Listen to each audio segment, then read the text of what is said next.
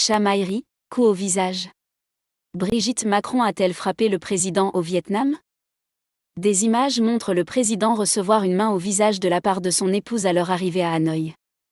L'Élysée cherche tant bien que mal à éteindre la polémique. Mais les vidéos sont là et le mal est fait.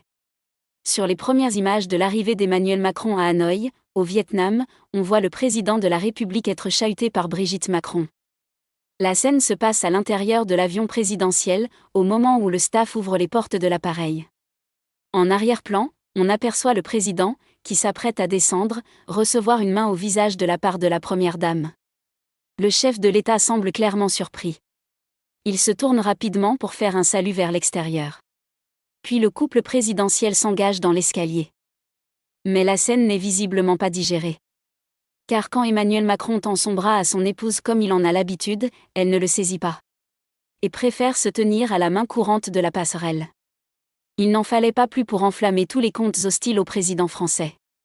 Il faut dire que les images tournées dimanche soir par l'agence américaine Associated Press interrogent. L'Élysée a d'abord démenti la véracité des images, avant qu'elles ne soient authentifiées. Un moment de complicité, vraiment? Un proche du président a ensuite parlé d'une banale chamaillerie de couple. C'était un moment où le président et son épouse décompressaient une ultime fois avant le début du voyage en chahutant, a finalement commenté lundi l'entourage d'Emmanuel Macron auprès des journalistes qui suivent la tournée. C'est un moment de complicité. Il n'en suffisait pas plus pour donner du grain à moudre aux complotistes, a-t-on ajouté de même source. Le président français entamait à Hanoï une tournée d'environ une semaine en Asie du Sud-Est.